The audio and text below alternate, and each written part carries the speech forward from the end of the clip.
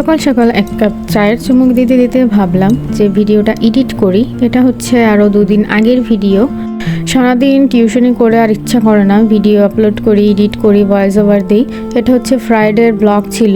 এখন বাজে হচ্ছে 7টা। তো আজকে অনেক সকাল সকাল উঠেছি, শুক্রবার ছিল, আমার 2টা স্টুডেন্ট পড়ানো ছিল, যে ওদের যেহেতু এক্সাম এই জন্য। তো আমি সকালে উঠেই ফার্স্টে আগে চা নিয়েছি। আর এখানে হচ্ছে সিম্বা, আমাদের ঘরের সব থেকে ছোট্ট সদস্য। বিস্কুটের শব্দ শুনলে ও পাগল হয়ে যায় বিস্কুট খাওয়ার জন্য। আর বাইরে ভাবলাম প্রকৃতি দেখতে দেখতে, সকালে অনেক দিন ওঠা হয় না, উপভোগ করতে করতে চাটা খাওয়া যাক।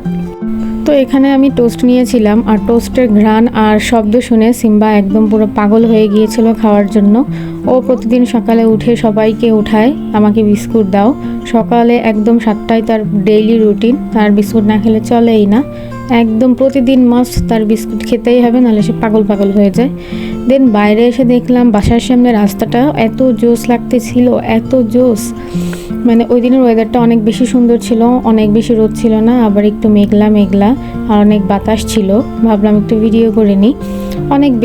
অনেক মেমোরি এই রাস্তায়, ছোট থেকে বড় হয়েছি। আর আমার এই বাসার সামনে রাস্তাটা আমার অনেক বেশি ভালো লাগে, একদম নিরিবিলি। তো যে একদম লাবিবরা বেতনটা দিয়ে দিল। বেতন পেতে দেরি আছে, বাট ভাঙতে দেরি নাই।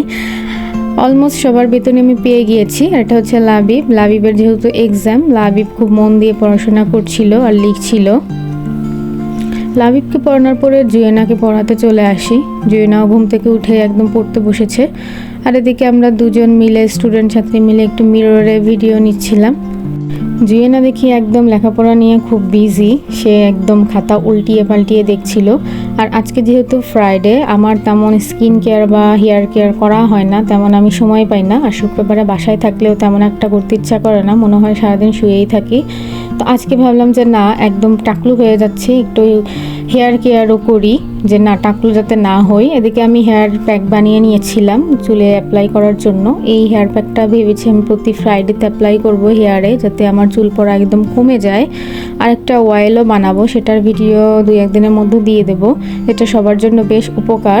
আর তারপরে আমি একটা ফেস প্যাক বানিয়ে নিলাম। ফেসও অনেক বেশি ট্যান পড়ে গিয়েছে, অনেক বেশি, মানে রোদে ঘোরাঘুরি করতে করতে।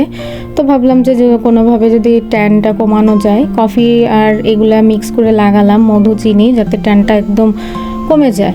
তো এভাবে চাইলে আপনারাও অ্যাপ্লাই করতে পারেন।